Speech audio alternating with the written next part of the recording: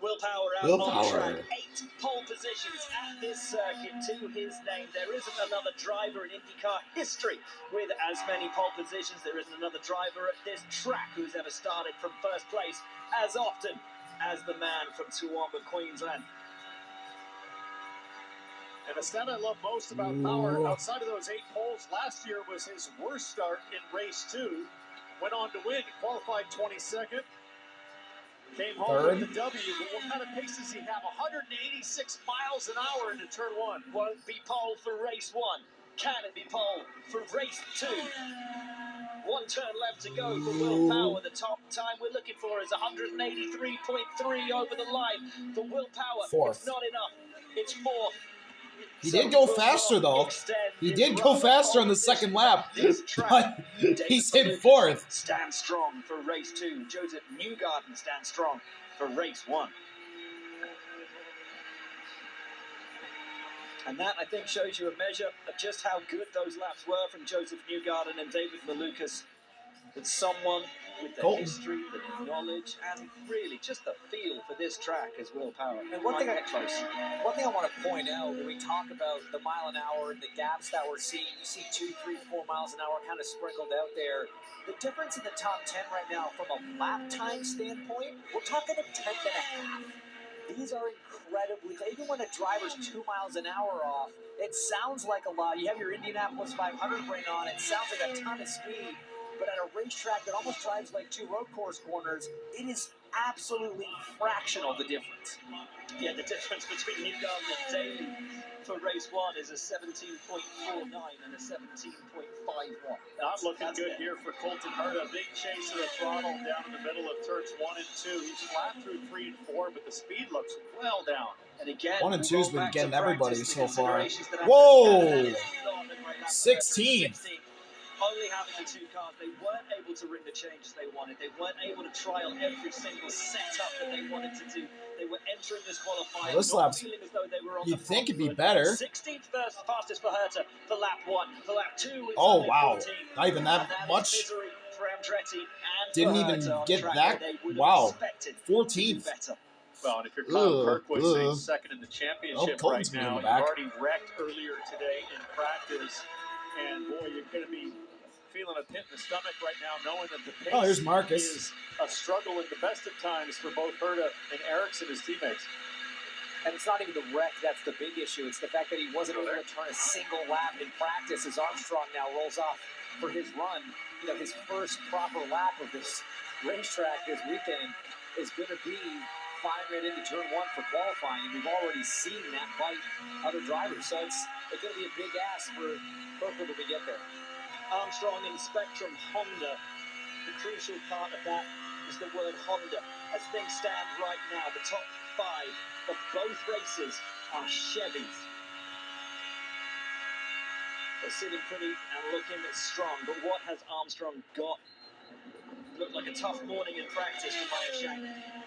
Qualified 6th in St. Louis, came home 9th. It was a really solid run, and I think solid's the best way to describe Marcus Armstrong's season.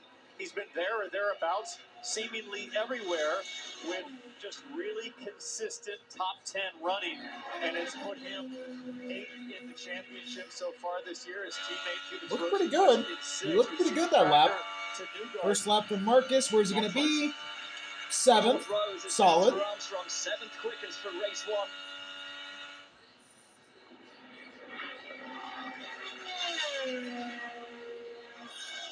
He was in the top 10. Probably be better here. This morning, faster than his teammate Felix Rosenqvist, who we know is some 8th. specialist.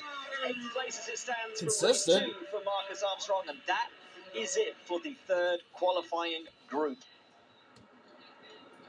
One of the more consistent runs that we've seen, just a tenth of a mile an hour between the 2 laps, within 1 spot of each other. I believe he's the fastest Honda for today's race. But he said before the race weekend, he just needs a little bit more. Well, here's his teammate right now, Felix. That really good performance, that good result. And from 4th, 5th row of the grid, it's possible, but I'm not sure the car has the speed to get it done this weekend. Sitting on board with his teammate, Felix Rosenqvist.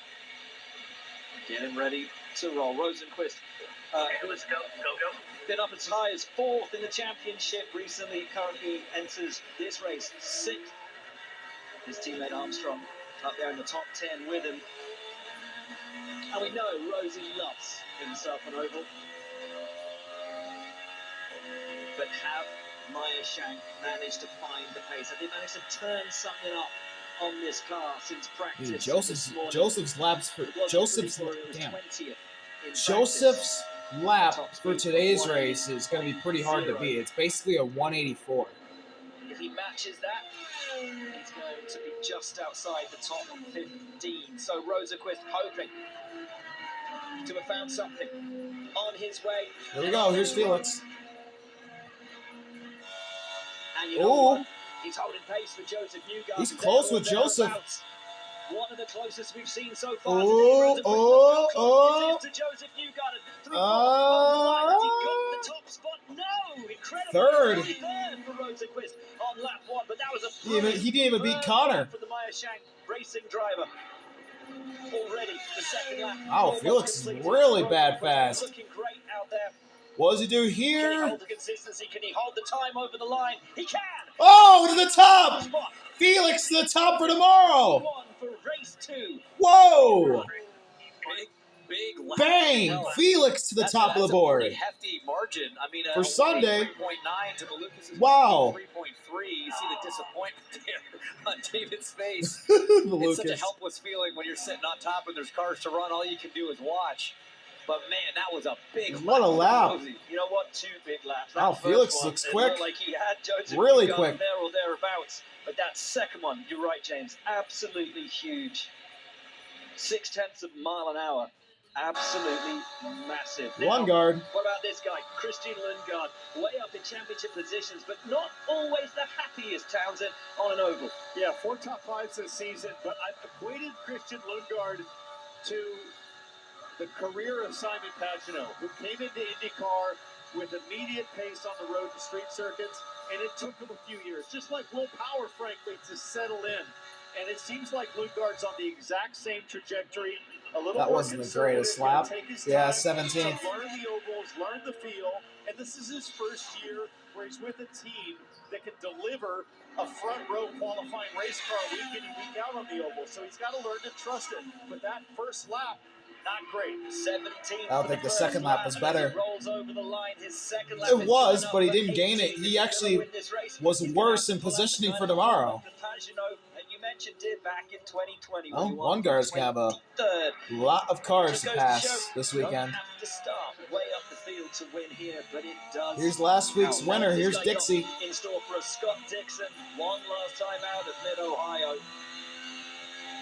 A brilliant race and a brilliant run. Still got it. One of the few racetracks on the IndyCar calendar that Dixon has not won at. He's been on the podium here. He started well here, but he's never managed. This and Barber, he's never won at. 3 times on the pole. The last time, though, more than a decade ago for Scott Dixon. 2014. Here we go. Scott Dixon. Iowa hooks it up, crosses the line. Scott Dixon takes the green flag. And he had to chase with his hand down to the rotary knob, I think, to get to the engine setting in time. And it barely happened just before he took the green. 183 miles an hour, top speed. Pretty solid. Turn 3, this looks wide open.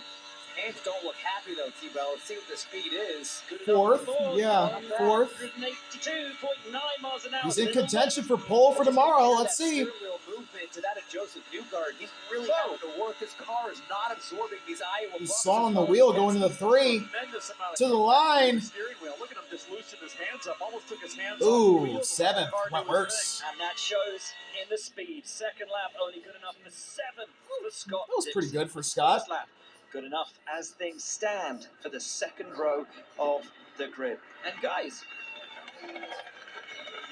with 3 drivers left to run, Newgarden and Daly still lead the way for the first race, and in the second, it's Rosenqvist and Malukas. Palou. Nice mixed up field at the front, but for Palou Award now in the Aero McLaren Chevy, this is a chance for him to really build on all the success that he's had here at Iowa on the short ovals like St. Louis and Indianapolis. and maybe grab a pole. But it's been tough for his teammates. If you look at Siegel and Lugard, James, they really haven't been close. Yeah, but they're not Pato. And Pato's pretty special at this type of racetrack. If I'm looking at these last three drivers, this is well, the guy Nolan that was I've pretty really quick. got my eye on. Lundgaard was He pretty can be slow. for pole position in either one Where's of these Pato races. going to be? If he can find a mile an hour on Nolan Siegel in both the first and second laps, he'll take the provisional Here we pole go. here at Iowa, and he's on his way and running. Ooh, he's very fast going in the one. 185. He's going to be in the realm for pole, it looks like. Turn one. You see the tracker to Newgard. He's already back a full car length. It's just off the corner. Newgard is so good. Lap The front one. end strong, keeps it low. Fourth. 183. Dixon, but only just now we ride on board. Now he's close to Felix for tomorrow, but Felix gains off the corner. As he enters three. Really helps you appreciate just how great. Yeah, Palou didn't get a good exit off of two. He'll be 8th. Wow, big loss. For award, and you know what? That will put him behind Nolan Siegel for race 2. Well, he was just like Nolan. 2 more Quick. drivers left to go. Kyle Kirkwood. Here's Kirkwood. And there he is in the rebuilt Andretti. He hasn't turned a lap since highline practice this morning. This, the first laps he will have run in his rebuilt car. What does that do for your confidence? Nothing. Zero.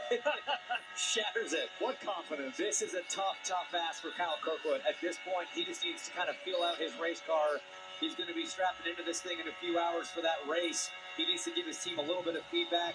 He can't really focus, I know it's a hard thing to say, on speed right now. Man, the camera's glitching. Here we go, lap one. Taking us down into one. Oh, little wiggle. And you know what? That speed is high. We'll wiggle It again. was really high going in for Kyle Kirkwood. It's a decent warm-up lap, but that was definitely a little wiggle on the entry, kind of same place that we saw McLaughlin flat pin through 3 and 4.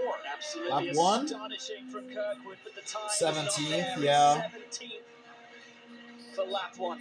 That does put him faster than Herta. Looks to me like a lot of understeer in the car. You watch the right hand gets pretty high mid-corner as he's struggling with the push and has to wait on it a And bit. for tomorrow, Kyle Kirkwood starts. Ooh, 20th. And he even went faster. He even went faster on his second lap. And he's going 3 positions slower. Get through that run, feel the car out, give the team some direction on any changes you want. So now it's going to be Alex Palou, the last man on the track. Can he steal pole today from Joseph, or can he steal pole tomorrow from Felix? I don't know. Both their laps are pretty strong. And this is a team that's had a lot of success here. Second winningest team, 7 victories at Iowa, but the pace across all 3 not where they want it to be. Right, one driver left.